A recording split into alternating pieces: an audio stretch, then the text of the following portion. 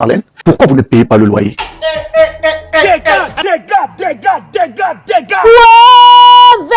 Je paye les loyers. Ici, par exemple, vous êtes au siège de la Fondation Marlène et Mvoutou. Ça fait un moment que nous y sommes. Je paye les loyers de la société intermédiatiste, l'agence de marketing sportif, depuis une dizaine d'années. Nous n'avons jamais eu de soucis.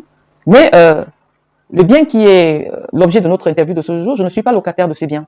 Il faut que les Camerounais comprennent que quand nous avons été contactés pour ce bien, il était question de nous vendre ce bien après avoir fait des travaux. Nous avons fait évaluer les travaux, nous avons réalisé des travaux de près de 12 millions de francs qui devraient être défalqués de la somme générale.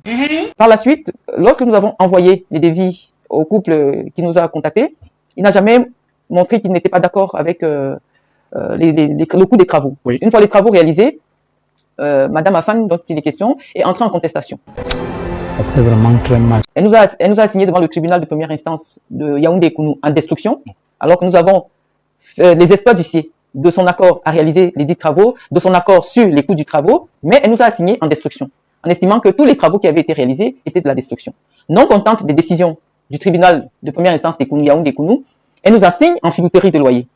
Elle nous assigne en filouterie de loyer en estimant que la villa que vous avez vue, oui, qui est d'une valeur même sur le marché au minimum à 1,5 million, qu'elle nous aurait loué cette villa à 300 000, que nous avons donné un acompte de 6 mois, et par la suite, on n'a plus jamais payé.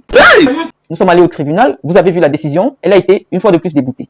Elle nous a assigné devant le tribunal de grande instance d'Umfundi en résiliation de contrat, 2 mois après avoir prétendu la signature du même contrat. Et le tribunal l'a débouté sur tout ce qu'elle était en train de demander. Donc la dame a estimé qu'elle devait se faire justice, et c'est la matérialisation de sa volonté de se faire elle-même justice dans un état de droit que vous avez vu sur les réseaux sociaux. C'est mon intimité, celle de mes enfants, celle de ma famille qui a été traînée dans la boue. C'est une opération de diffamation qui consiste à me discréditer auprès de l'opinion. Je suis du département du Daïlobo et depuis un certain temps, je mène des opérations politiques, des opérations sociales. Et cette agression dont je suis victime rentre dans le cadre d'un programme des personnes qui commencent à me déstabiliser dans la dynamique que j'ai mis sur pied, à savoir mobiliser la jeunesse du département du Daïlobo autour du développement. Est-ce que vous croyez que c'est un règlement de compte politique? Oui, c'est un règlement de compte politique parce que vous savez, une personne lambda ne peut pas s'amener chez Marlène et Mvoutou et ne rien avoir jusqu'à maintenant. Parce que quel que soit le droit, quelles que soient les prétentions de la personne, vous n'arrivez pas chez un particulier avec des gros bras, vous cassez tout, et la gendarmerie arrive, vous n'êtes pas placé en garde à vue. Ça ne se fait nulle part dans le monde. Ça fait vraiment très mal. Vous pensez que cette personne est protégée? Oui, elle est protégée par des gens très très importants, peut-être dans mon département ou ailleurs, mais surtout dans mon département. On se connaît, on se fragilise aussi, et donc elle ne pouvait pas venir sans avoir des solides appuis. Voilà, c'est ça. Parce que lorsque je suis interpellé au petit carrefour qui est à l'entrée de chez moi, c'est 4 véhicules. Il y avait des hommes très grands costauds qui se sont présentés comme étant des policiers. Ils m'ont intimé l'ordre. Madame, suivez-nous. Tout le quartier, vous êtes des journalistes d'investigation, vous pouvez vous rendre là-bas, vous verrez que ce que je vous relate, ce sont les faits. Ils m'ont conduit manu militari dans la villa qui était fermée. Ils m'ont intimé l'ordre d'ouvrir. Je leur ai dit, je n'étais pas les clés sur le moment. Ils ont cassé les portes. Ils ont tout cassé, tout ce qui était à l'intérieur, tout détruit à l'intérieur.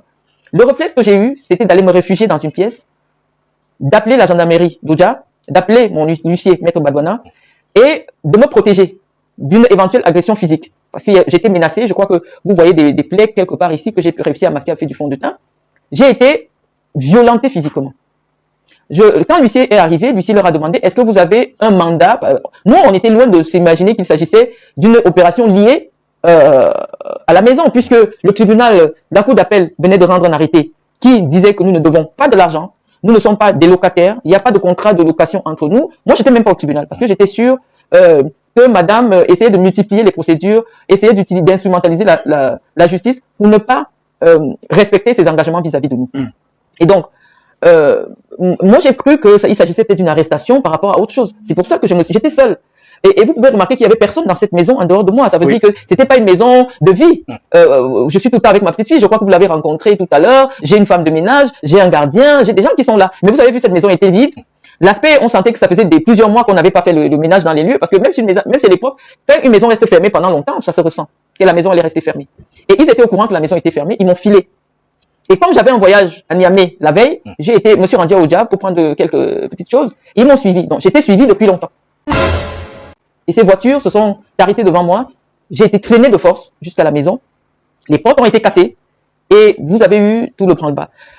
De ce qui se passait, l'objectif principal, c'était de me prendre moi en photo, en vidéo, de m'humilier sur les réseaux sociaux, de me dénigrer tel que vous avez vu, parce que la femme a fait des vidéos. Oui, Madame Mvutu Aka, il prononce tout mon nom, Madame Mvutu Aka, qu'a dit Marlène, je vous intime lors de sortir de chez moi, vous me devez 25 mois de loyer, impayé. Et oui, c'est clair. Nous sommes dans un état de droit quand même. Nous sommes dans un état de droit. Il existe des institutions judiciaires pour réclamer son argent. Il s'agit, si une personne vous doit de l'argent, vous suivez les procédures. Et si la justice estime que vous ne devez pas de l'argent à cette personne, il existe des voies de recours, parce que toutes les voies de recours n'étant pas épuisées, vous avez toujours la possibilité de réclamer vos droits s'il est vrai que vous avez des droits à réclamer. Madame Mvutu, recentrons un tout petit peu les choses pour les téléspectateurs, pour qu'ils comprennent bien. Au départ, cette maison, est-ce que c'est vous qui cherchez à la voir ou on vous la propose? On me la propose, je suis enfant, c'est un agent immobilier qui envoie mon contact à Madame Afan. Oui, comment elle ça se passe? Elle me fait comprendre qu'elle a une maison, qu'elle met à disposition, et il y a beaucoup de travaux à faire. Et donc, elle a besoin d'abord pour un premier temps de 2 400 000 francs, quelque chose comme ça. Oui, pour les travaux. Pour les travaux, pour qu'on vienne quand on va venir voir, voilà. Rénovation. Voilà, les travaux de rénovation. On lui envoie les 2 millions. On lui fait le virement. Oui. Monsieur Joly lui fait le virement, parce que moi, je suis pas résidente en France, donc les comptes bancaires sont au nom de Monsieur Joly. Il lui fait le virement. Et nous arrivons au Cameroun, on voit, on a fait venir un huissier. On a tous les espaces d'huissier. La maison était cassée.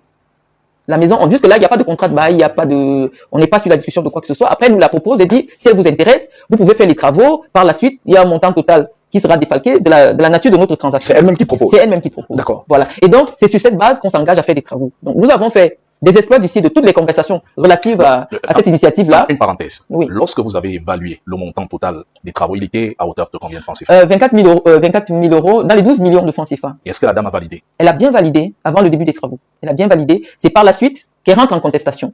Et à partir de ce moment, elle vous laissait la maison à combien? Nous n'avons jamais parlé par la suite. Il était question que des 12 millions, on trouverait un moyen qu'elle nous proposerait comment. C'est écrit dans son message. Comment compenser cela? Oui. Est-ce que c'est en session? Oui, si c'est en session, les 12 millions. Et si elle veut nous faire en location, les 12 millions devraient correspondre. Si elle estime qu'elle nous a laissé en location, parce qu'au Cameroun, on reconnaît aussi le contrat de bail verbal. Si on considère qu'on n'a pas un contrat écrit, mais un contrat verbal, l'argent des